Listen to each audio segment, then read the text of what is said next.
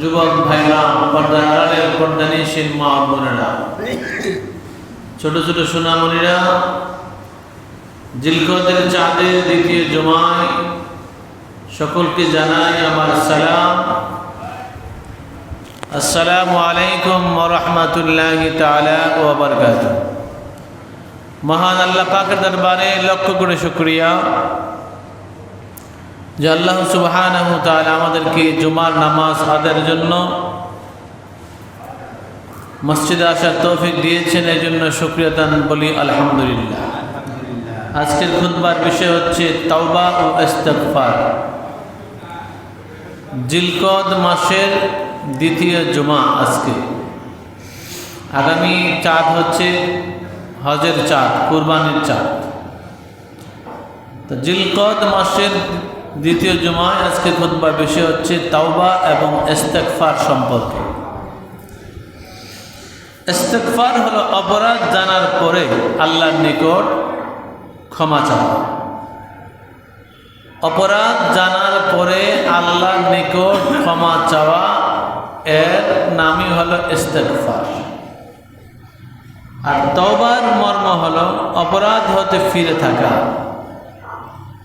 ভবিষ্যতে আর অপরাধ করব না এই বলে অন্তরে দৃঢ় প্রতিজ্ঞার সাথে কৃত অপরাধের কারণে অপরাধী হিসাবে অনুশোচনা করা, আর ছুটে যাওয়া, আল্লাহর হক কাজা করা সম্ভব হলে কাজা করা, বান্দার হক হলে ফিরিয়ে দেওয়া। মহান আল্লাহ পাক সুবহানাহু ওয়া তাআলা বলেন, ইয়া আইয়ুহাল্লাযীনা আমানু তুবু ইলাল্লাহি তাওবাতান নাসুহা আসা রাব্বুকুম আইয়ুকাফিরা আনকুম সাইয়্যাতিকুম ওয়া ইয়াদখিলাকুম জান্নাতিন তাজরি মিন তাহতিহাল আনহার ইয়াওমা লা ইউখজিল্লাহুন নাবিয়্যা ওয়াল্লাযীনা আমানু মা'হু।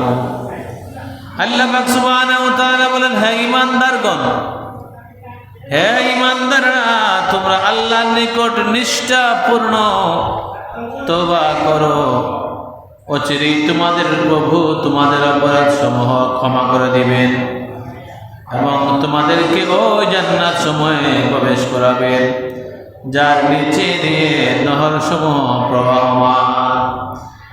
যেদিন আল্লাহ এবং আল্লাহর নবী ও তার সাথে ঈমানদারগণকে অপমান করা হবে না। আল্লাহ পাক সুবহানাহু ওয়া তাআলা আয়াতের মধ্যে বলেন, যারা ঈমান এনেছে, যারা ঈমানদার, তোমরা আল্লাহর নিকট নিষ্ঠাপূর্ণভাবে, মানে ভালোভাবে কি করো, তওবা করো। অচিরেই তোমার আল্লাহ, তোমার প্রভু তোমাকে তোমার অপরাধ সমূহ ক্ষমা করে দিবেন এবং তোমাদেরকে ওই জান্নাত সমূহ প্রবেশ করাবেন যার নিচ দিয়ে নহর সমূহ প্রবাহমান। যেদিন আল্লাহর নবী ও তার সাথে ঈমানদারগণকে অপমান করা হবে না। তাহলে তওবা করলে আল্লাহ পাক কি করবেন, আমাদেরকে ক্ষমা করে দিবেন। قل يا عبادي الذين أسرفوا على أنفسهم لا تقنطوا من رحمة الله إن الله يغفر الذنوب جميعا إنه هو الغفور الرحيم। হে নবী, আপনি বলুন, হে আমার বান্দাগণ, যারা অপরাধের দ্বারা নিজেদের প্রতি অত্যাচার করছো, তোমরা আল্লাহর রহমত থেকে নিরাশ হও না। নিশ্চয় আল্লাহ সমস্ত অপরাধ ক্ষমা করেন, নিশ্চয় ক্ষমাশীল এবং দয়ালু। আল্লাহ গফুর রহিম। আল্লাহ বলছেন আল্লাহর কাছে ক্ষমা চাওয়ার জন্য।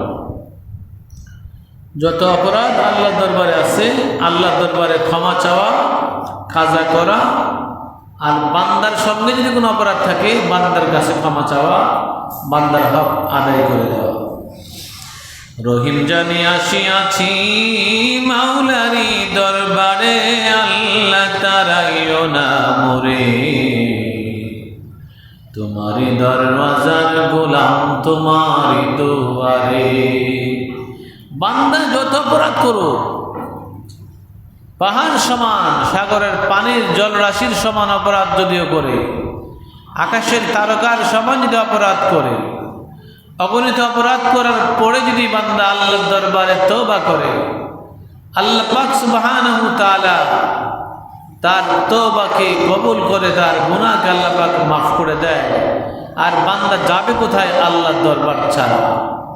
একমাত্র বান্দার ভরসার জায়গা তো আল্লাহ। আল্লাহর দরবারে ক্ষমা চাইলে আল্লাহকে আমি তোমার অপরাধ ক্ষমা করে দিব।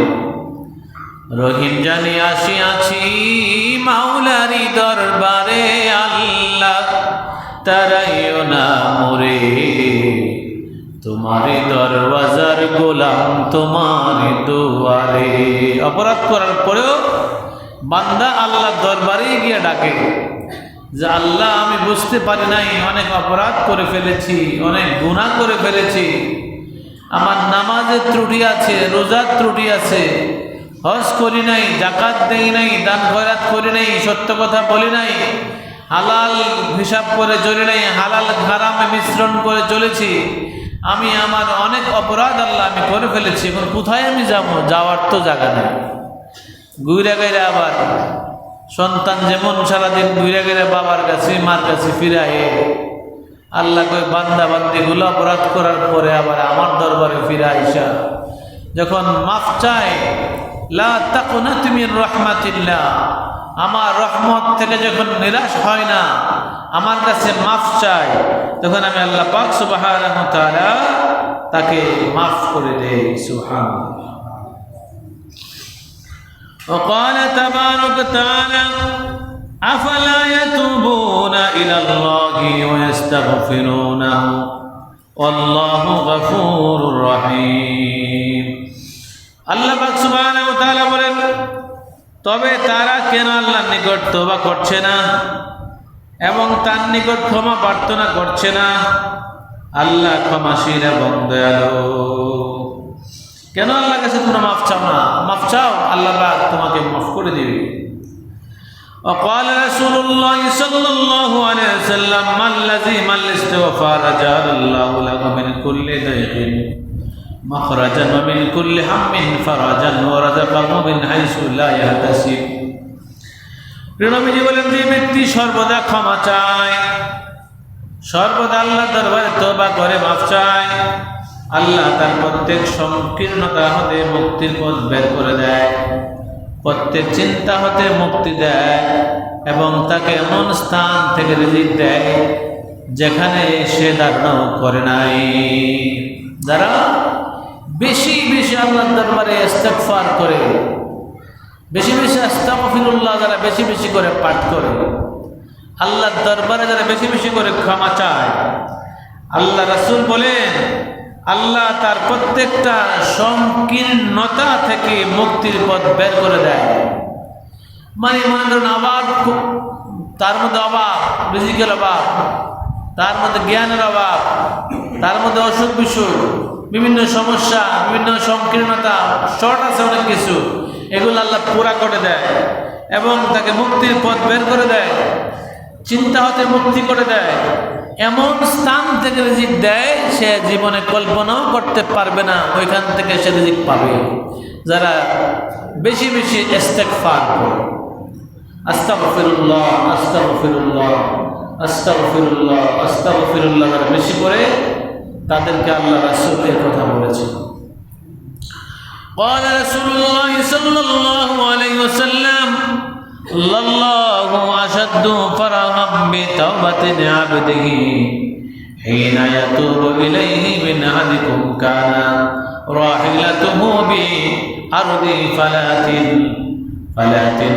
فلاتت منه عليها طعامه وشرابه فأيس منها فأتى شجرة فاضطجع في ظلها قد أيس من رحيلته فبينما هو كذلك إذ هو بها قائمة عنده فأخذ بخطامها ثم قال من شدة الفرح اللهم أنت عبدي وأنا ربك إلى الآخر الحديث। প্রিয় নবীজি বলেন, আল্লাহর বান্দা যখন তার নিকট তওবা করে, বান্দা যখন আল্লাহর দরবারে কি করে, তওবা যখন করে, মাফ চায়, তখন আল্লাহ বলেন, আল্লাহ তোমাদের ওই ব্যক্তি হতে অধিক আনন্দিত হয় যেই ব্যক্তি মরুভূমিতে ছিল, অতঃপর তার বাহন মানে তার ওই যে উট মানে বাহনের উপরে খাদ্য ছিল, পানীয় ছিল, এটা নিয়ে তার বাহনটা পালিয়ে যায়, এতে সে হতাশ হয়ে যায়, অতঃপর সে একটি গাছের নিচে এসে বসে ছায়ার মধ্যে শুয়ে থাকে, সে তার বাহন সম্পর্কে নিরাশ। মরুভূমি তো কোনো কুল কিনারা নাই, মরুভূমির মধ্যে উটের উপরে আপনার খাবার পানি, আপনি খাবার পানির ওলা উটটা হারায় গেল, চলে গেল, আপনি গাছের ছায়ার নিচে শুয়ে রইলেন, আপনি যেমন হতাশ নিরাশা যে আপনার উট আর ফিরে আসবে না, আপনার খাবারও মিলবে না, আর এত রাস্তায় হাইটা যাইতেও পারবেন না, এমন অবস্থায় সে হঠাৎ দেখে তার নিকট ওই উটটা বাহনটা দাঁড়ানো, তখন সে তার লাগাম ধরে অধিক আনন্দে বলে, হে আল্লাহ আপনি আমার বান্দা আর আমি আপনার প্রতিপালনকারী। সুবহানাল্লাহ, কথাটা কত বেজাল দেখছেন। এই হাদিসের মধ্যে আসছে যে উটটা পাওয়ার পরে খুশির ঠেলা, যে উটটা পাইছে সে বলতেছে, আল্লাহ তুমি আমার বান্দা, আমি তোমার আল্লাহ।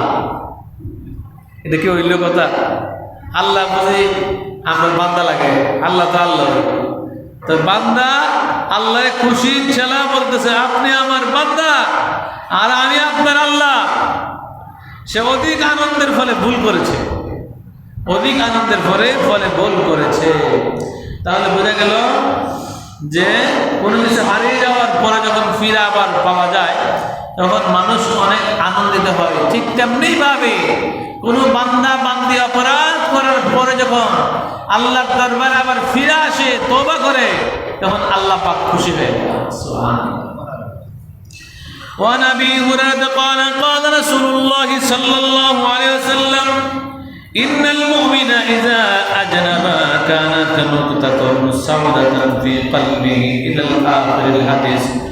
এই হাদিসের মধ্যে আছে মুমিন ব্যক্তি যখন কোন অপরাধ করে তার অন্তরে একটা কালো দাগ পড়ে যায়। একটা অপরাধ করলে তার অন্তর, তার কলবের মধ্যে একটা কালো দাগ পড়ে। অতঃপর যদি সে তওবা করে, তার কৃতকর্মের অনুশোচনা করে এবং ক্ষমা চায়, তার অন্তর পরিষ্কার হয়ে যায়। তওবা করলে অন্তর পরিষ্কার হয়ে যায়। আর অপরাধ বৃদ্ধি হলে কালো দাগ বৃদ্ধি হয়, অবশেষে কালো দাগ তার অন্তর উপরে ছেয়ে যায়। আর বেশি বেশি জিকির করলে অন্তরের ময়লা পরিষ্কার হয়ে যায়। বেশি বেশি জিকির করলে অন্তরের ময়লা পরিষ্কার হয়ে যায়। রাসূলুল্লাহ সাল্লাল্লাহু আলাইহি সাল্লাম বলেন, মুমিন ব্যক্তি নিজের অপরাধ কেমন মনে করে যে যেন সে কোনো পাহাড়ের নিচে বসা, সে ভয় করতেছে পাহাড় তার উপরে সে পড়ে যাবে। যারা মুমিন ব্যক্তি, যারা কোনো অপরাধ হয়ে গেলে এমনভাবে তার মাইন্ডসের মধ্যে লাগে যে অপরাধটা যে করলাম, যেমনিভাবে বিশাল পাহাড়ের পাশে বসে থাকলে যদি মনে হয় পাহাড়টা ব্যাঙ্গা যদি আমার উপর করে আমার কাম শেষ। তো মুমিন ব্যক্তি কোনো অপরাধ হয়ে গেলে এরকম মনে হয় যে আমার বিশাল অপরাধ হয়ে গেছে, আমি তো আল্লাহর দরবারে ক্ষমা চাইতে হবে। আর পাপী ব্যক্তি নিজ অপরাধকে দেখে একটি মাছি যেন তার নাকে বসল।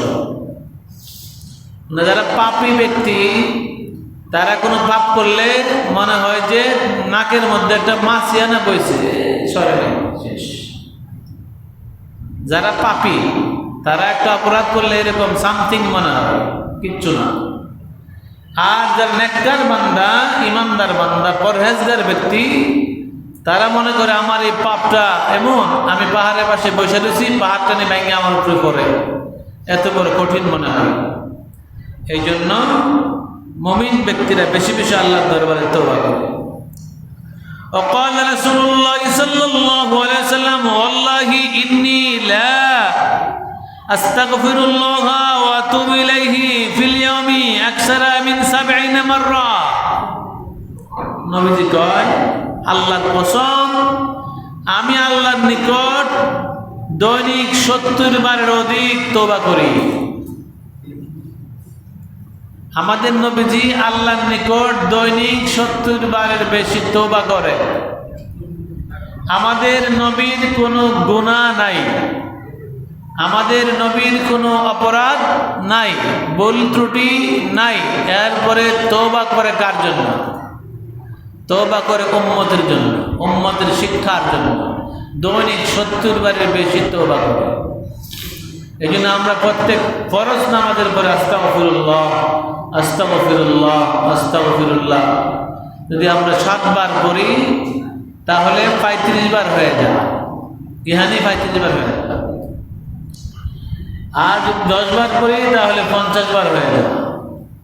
আর 11 বার করলে 55 বার হয়ে যায়। 20 বার করলে 100 বার হয়ে যায়। আস্তাগফিরুল্লাহ আস্তাগফিরুল্লাহ প্রতিদিন 100 বার যেন পড়তে পারেন, ওই রকম একটা সময় হাতে নেবেন। আসলে বেশিক্ষণ লাগে না। আমি প্রায় সময় বলে থাকি সুবহানাল্লাহ, আলহামদুলিল্লাহ, আল্লাহু আকবার, লা ইলাহা ইল্লাল্লাহ, আস্তাগফিরুল্লাহ, সাল্লাল্লাহু আলাইহি ওয়াসাল্লাম। এই তাসবিহগুলা প্রতিদিন 100 বার করে পড়বেন। অগণিত নেক হবে এই তাসবিহগুলার ব্যাপারে। পবিত্র বুখারী শরীফের মধ্যে পরিষ্কার লেখা আছে, সুবহানাল্লাহ, আলহামদুলিল্লাহ, আল্লাহু আকবার, লা ইলাহা ইল্লাল্লাহ, আস্তাগফিরুল্লাহ, সাল্লাল্লাহু আলাইহি ওয়াসাল্লাম 100 বার করে প্রতিদিন পড়বেন। 6 তাসবিহ 600 বার, আপনার অগণিত নেক আপনি পেয়ে যাবেন। সুবহানাল্লাহ। وقال رسول الله صلى الله عليه وسلم إن الله عز وجل لا يقبل توبة العبد ما لم يغرغر। আল্লাহ রাসূল সাল্লাল্লাহু আলাইহি ওয়াসাল্লাম বলেন, নিশ্চয়ই মহান আল্লাহ বান্দার তওবা কবুল করেন যতক্ষণ পর্যন্ত মৃত্যুর পূর্বে শ্বাস প্রশ্বাস গড়গড় আওয়াজে পরিণত না হয়। মৃত্যুর সময়, মৃত্যুর কষ্টের সময় উফরি টান পড়ে, তখন মানুষের শ্বাস এবং গলার মধ্যে গড়গড় গড়গড় একটা শব্দ চলে আসে। আল্লাহ রাসূল বলেছেন, গড়গড় শব্দ হওয়ার আগ পর্যন্ত আল্লাহ পাক সুবহানাহু ওয়া তাআলা তোমার তওবাকে কবুল করবে।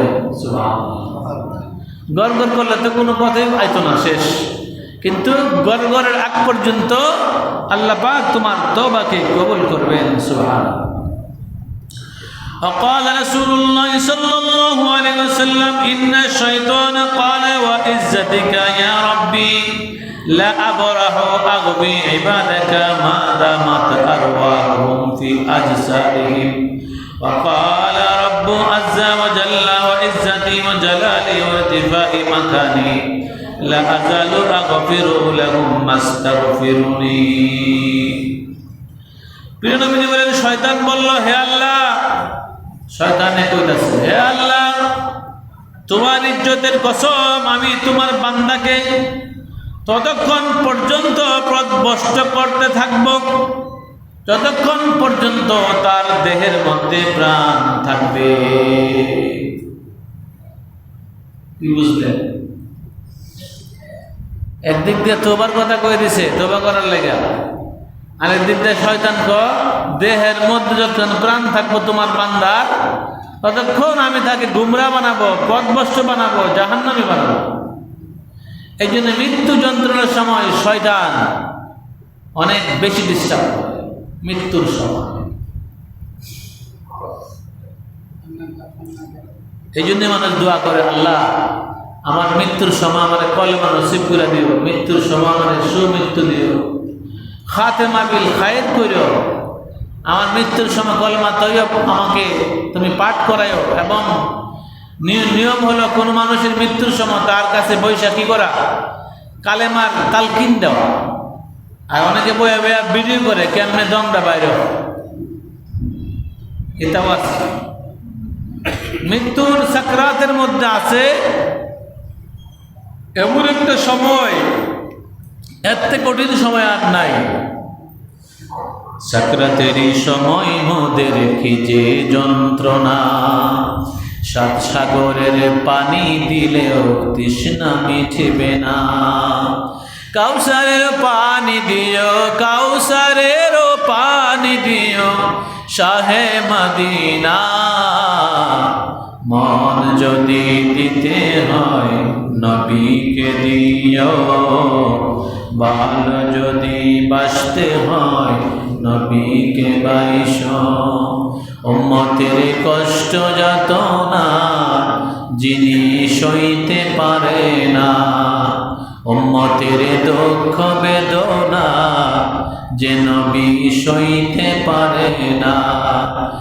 ওই নবীজির মোহাব্বতে, ওই নবীজির মোহাব্বতে নামাজ পড়িও।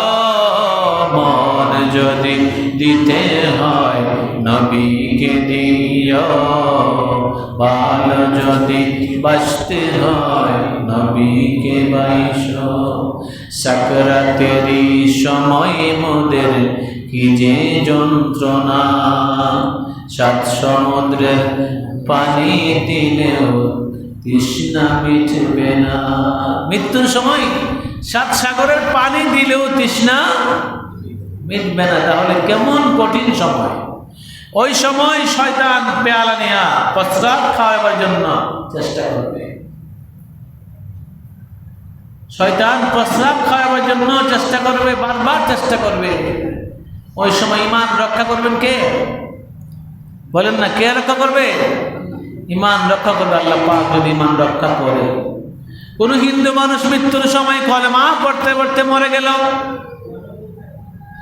আর কোন ঈমানদার মৃত্যুর সময় কলেমা হারাইয়া কাফের অবস্থায় মারা গেল, ওই মুসলমানটাকে কবর দেওয়া হবে আর ওই হিন্দুটাকে পোড়া হবে, আর আল্লাহ দরবারে তাদের বিচার হবে।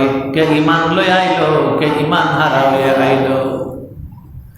অনেক বাচ্চা মারা যায় ছোটবেলা, মা কান্দে, বাবা কান্দে, দাদি কান্দে, দাদা কান্দে, নানা নানি কান্দে, আত্মীয় স্বজনরা কান্দে। আসলে তারা বোকা, জানে না। যদি কোনো বাচ্চা মারা যায় তাহলে বাচ্চার জন্য যদি কেউ না কান্নাকাটি করে, যদি বিলাপ না করে, চিৎকার হয়ে হাল্লা না করে, তাহলে এই বাচ্চাটা কাল কিয়ামতের ময়দানে তার আম্মা আব্বা আপনজনদেরকে জান্নাতে নিয়ে যাওয়ার জন্য সুপারিশ করতে পারবে। আর কান্নাকাটি হয়ে হুল্লা করলে তার পাওয়ার নষ্ট হয়ে যায়। জানার পরেও কান্দে। বাচ্চা দিচ্ছে আল্লাহ, নির্মিত আল্লাহ। আমি আইছি, আল্লাহ আমাকে পাঠাইছে, আমাকে তো আল্লাহ নিয়ে যাবে। আমি তো মুসাফির, প্যাসেঞ্জার। এই পৃথিবীর প্যাসেঞ্জার মাত্র কয়েকদিনের জন্য আসছি। সবাই বাদাইম্মা, সবাই মুসাফির, কেউ থাকবে না। রাজা, বাদশা, গরিব, ধনী, আমির, উমারা সব মুসাফির এই পৃথিবীর বুকে।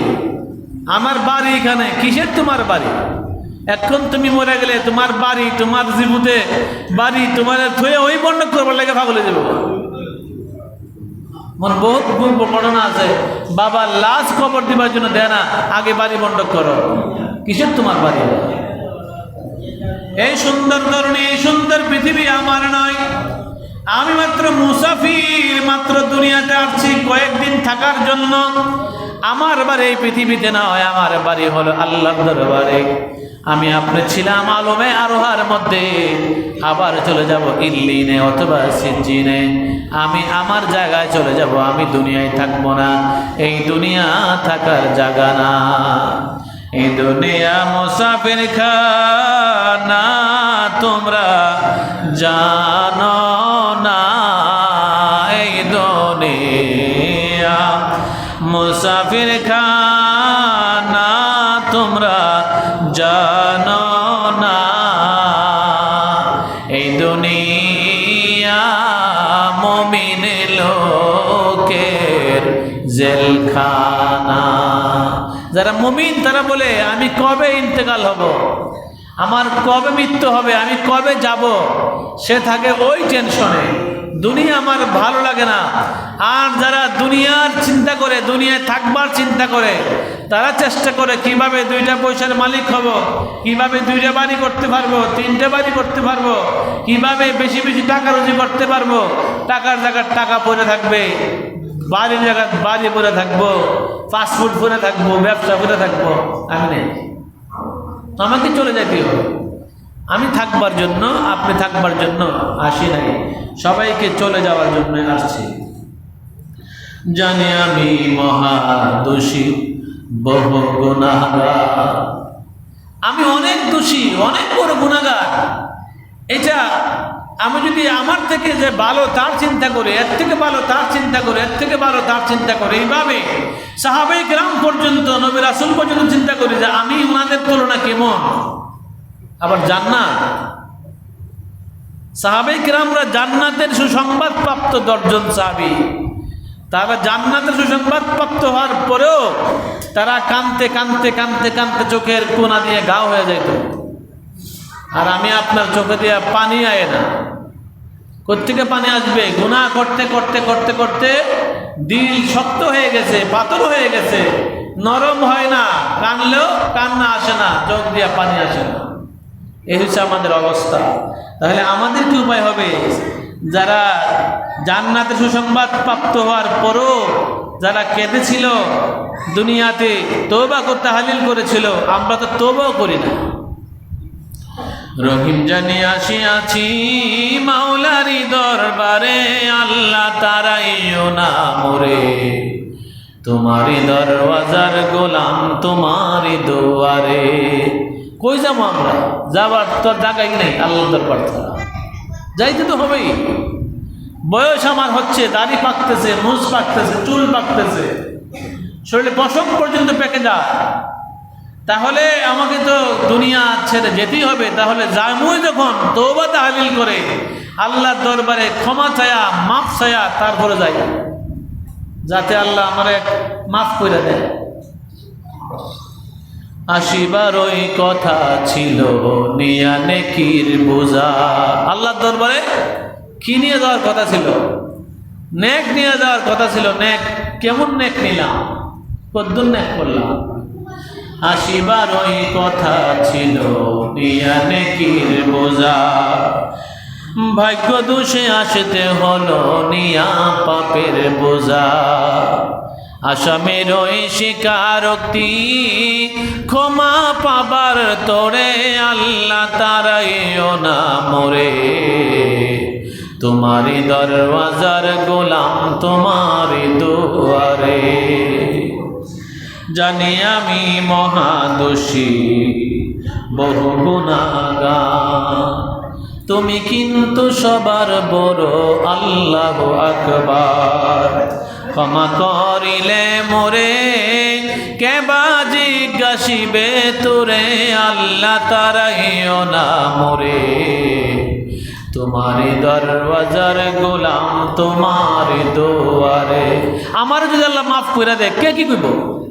কার কি বলার আছে? 2টা ভাই, একটা ভাই বেশি আল্লাহওয়ালা, আর একটা ভাই বেশি আল্লাহওয়ালা না। তো বড় ভাই আল্লাহওয়ালা না, নামাজি না, রোজদার না, দিনদার না, ছোট ভাই খুব নামকারা নেককার ব্যক্তি। বড় ভাইরে বড় ভাই তোমার শরীরটা তো বেশি ভালো না, তুমি তো মরে যাবে গা, তুমি তো নামাজ রোজা ভালো করে করলা না, কি জব দিবা আল্লাহর কাছে? বড় ভাইটা ভাই শোন রে, যদি হাসরের ময়দানে আমরা দুনু বাইরে আল্লাহ ডাক দিয়া, আমাদের মারে ডাক দিয়া কয় যে তোমার এই 2 ফুটের বিচার তুমি করো, তখন আমার মা কি করবে? তখন তো মা আমাদের দুনু বাইরে ক্ষমা করে দিব। নামাজ পড়ছি না, রোজা রাখছি না, কি করছি এটা চাইতো না, তবে যাও তোমরা দুজন জান্নাতে যাওয়া। তাহলে আমার মা যদি আমারে ক্ষমা করতে পারে, তোমারে ক্ষমা করতে পারে, তাহলে আমার আল্লাহ তো আমার মার মতো না, আরো কোটি কোটি বেনজির বেমেসাল দয়ালু, মেহেরবান, মায়াশীল, দয়াশীল, উনি তো মাফ করতেই পারে। এ কথা বলার কয়েকদিন পরে বড় ভাইটা মারা গেছে। ঘটনাটা সত্য ঘটনা, আমরা কিতাবের মধ্যে পাইছি। বড় ভাই মারা যাওয়ার পরে স্বপ্নে ছোট ভাই দেখতেছে বড় ভাই বাগান, ফুল বাগান দিয়ে ঘুরতেছে, জান্নাতের বাগিচা দিয়ে ঘুরতেছে। তো জিজ্ঞাসা করতেছে, তুমি মারা গেলা, তুমি জান্নাতের বাগ বাগিচা দিয়ে ঘুরতেছ, তোমার আযাব হয় নাই? তোমার কষ্ট হয় নাই? আমার তো কোনো আযাব হয় নাই। তুমি নেককার ছিল না, তোমার আযাব হইল না কেন? একটা কথা দেখেছিলাম যে আমার আম্মার থেকে আরো কোটি কোটি বেনজির, বেমাসাল, দয়ালু, মায়াশীল, মহাব্বতশীল, ক্ষমাশীল আল্লাহ আমার ইচ্ছা করলে মাফ করতে তো পারে। আল্লাহ আমার এই কথার মধ্যে খুশি হয়ে গেছে। সুবহানাল্লাহ। আল্লাহরে খুশি করতে এত কিছু লাগে না। একটা কুকুরে পানি খাওয়াইয়া একজন পতিতালয়ের মহিলা জান্নাতে হয়ে গেছে, বলেন না সুবহানাল্লাহ। একটা বিড়াল রে খাবার বন্ধ করে দিয়ে একজন মহিলা জাহান্নামে হয়ে গেছে, বুখারী শরীফের হাদিস। মানে একটা পশুরে আপনি আদর করছেন, এটা বিড়াল হোক আর কুকুর হোক, এটাও আপনার নাজাতের ফয়সালা হতে পারে। আর আপনি বস্তার বস্তা টাকা আল্লাহ রাস্তায় দান করছেন শুধু সুনামের জন্য, একটিও কবুল না হতে, যে কোনো উসিলা আল্লাহ পাক আমাদেরকে মাফ করতে পারে। এই জন্যই আমাদের কি করতে হবে? আল্লাহর দরবারে ক্ষমা চাইতে হবে, মাফ চাইতে হবে। আল্লাহ, আমি অপরাধ করে ফেলেছি, তুমি ছাড়া আমি যাবো কোথায়? কার কাছে যাবো? কে আছে? কার কাছে গেলে মাফ পাবো? সূর্য উঠতেছে, সূর্য শুধু মুসলমানদের জন্য ওঠে না, চন্দ্র শুধু মুসলমানদের জন্য ওঠে না, আবহাওয়া, অক্সিজেন মুসলমানদের জন্য না, কার্বন ডাইঅক্সাইড শুধু মুসলমানদের জন্য না, এই প্রাকৃতিক দৃশ্য মুসলমানদের জন্য না, শুধু আল্লাহর সৃষ্টি জগতে যা কিছু আছে সবার লেগিয়া। হিন্দু, সে আল্লাহর নামাজ পড়ে না, তার জন্য সূর্যের আলো আছে, ধান খেত আছে, ধান কাটতেছে, কাটতেছে। ইহুদি নাসারা মুসলমান মায়েরা শেষ করে লেগেছে, তাদের খাবার আল্লাহ দিচ্ছে। আপনার সন্তান ডাকাত, তাকেও আপনি খাবার দেন। আপনার সন্তান ইমাম সাহেব, তাকেও আপনি খাবার দেন। মা বাবার কাছে সন্তান সব সমান। আল্লাহর দরবারে, আল্লাহর কাছে সমস্ত বান্দা বান্দার জন্য আল্লাহর কাছে সবই আল্লাহর পরিজন। আল খালকু ইয়ালুল্লাহ, আল্লাহ কই সমস্ত সৃষ্টি জগৎ আমার পরিজন, আমার আপনজন, সবাই আমি খাওয়াই। কিন্তু দুইটা রাস্তা করে দিছি, এটা জান্নাতের রাস্তা, এটা জাহান্নামের রাস্তা। এটা হালাল পথ, এটা হারাম পথ। আমরা সবাই বুঝি, মদ খেলে কি হয় কেটা না জানে, সুদ খেলে কি হয় কেটা না জানে, ঘুষ খেলে কি হয় কেটা না জানে। মানে আমরা প্রত্যেকটা বিষয় জানি, জানার পরে অপরাধ করতেছি। এরপরে আল্লাহ কয়, ইন্নাল্লাহা লা ইয়াগফিরু আন ইউশরাকা বিহি ওয়া ইয়াগফিরু মা দুনা যালিকা লিমান ইয়াশা। আল্লাহ পাক সুবহানাহু ওয়া তাআলা কুরআনুল কারীমের মধ্যে বলেন, ইন্নাল্লাহা লা ইয়াগফিরু আন ইউশরাকা বিহি ওয়া ইয়াগফিরু মা দুনা যালিকা লিমান ইয়াশা। আমি আল্লাহ পাক ইচ্ছা করলে সব গুনাহ ক্ষমা করতে পারি, তবে একটা গুনাহ ক্ষমা করব না। ওই গুনাহটার নাম হলো আল্লাহর সাথে কাউকে শরীক করা। আল্লাহ তাহলে কি বলে এখানে কত বড় সুযোগ দিছে। সুযোগ কিন্তু এ টু জেড সব দিয়েছে। সব গুনাহ মাফ করতে পারি, কিন্তু একটা মাফ করতাম না, আমার সাথে শরীক করো না, আমার সাথে শরীক করো না, শিরিক করো না। এইটা ছাড়া যত গুনাহ আছে আমি আল্লাহ পাক পরিষ্কার, আল্লাহ কুরআন সূরা নিসার 116 নম্বর আয়াতে বলে দিলেন, আমি ইচ্ছা করলে সব মাফ করে দিব, কিন্তু একটা গুনাহকে আমি মাফ করব না। এরপরে বলছেন, কুল ইয়া ইবাদিয়াল্লাযীনা আসরাফু আলা আনফুসিহিম লা তাকনাতু মির রাহমাতিল্লাহ ইন্নাল্লাহা ইয়াগফিরুয যুনুবা জামিআ ইন্নাহু হুয়াল গফুরুর রহিম। আচ্ছা, আল্লাহ যদি গুনাহ মাফ নাওই করতো তাহলে আল্লাহর নাম গাফফার রাখছে কেন? আপনাদের কাছে আমার প্রশ্ন। আল্লাহ যদি গুনাহ মাফ নাওই করতো আল্লাহর নাম গাফফার কেন? এটা রাখছি তো আল্লাহ মাফ করার লাগে। নবী যদি গুনাহগার থেকে সুপারিশ নাই করতো তাহলে নবীর নাম শাফিউল মুজনিবিন কেন রাখলো? গুনাহগারের সুপারিশকারী। তাহলে বোঝা গেল গুনাহগারের জন্য নবীও আছে, গুনাহগারের জন্য আল্লাহও আছে, তবে সিস্টেম মাফিক আসতে হবে। সিস্টেমটা কি?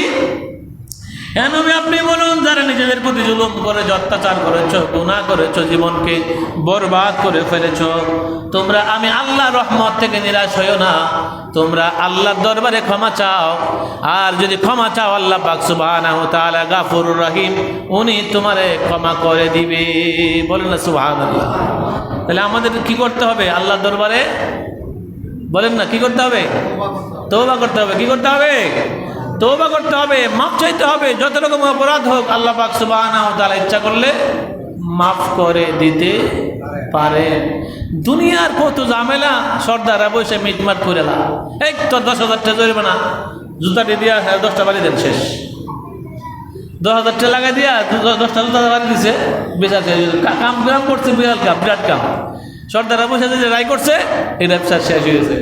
3 মাসের জেল হয়েছে, অ্যাডভোকেট সাহেব গিয়ে জামিন করে লাই করছে। আছে না নাই? তাহলে দুনিয়ার জিন্দিগির মধ্যে একটু অপরাধ হইলে, বিচার আচার হইলে শেষ হয়ে যায়, জেল খাটার পর শেষ হয়ে যায়। তাহলে আল্লাহ পাক সুবহানাহু ওয়া তাআলা তো বসে রয়েছেন মাফ দেওয়ার জন্য। আমার কাছে মাফ চাও, আমি তোমার মাফ করে দেবো। আল্লাহ পাক সুবহানাহু ওয়া তাআলা আমাদের সবাইকে বেশি বেশি করে আল্লাহর দরবারে তওবা করার তৌফিক দান করুক। সকলে বলে আমিন। আমা আলাইনা ইল্লাল বালাগ। আসসালামু আলাইকুম ওয়া রাহমাতুল্লাহ।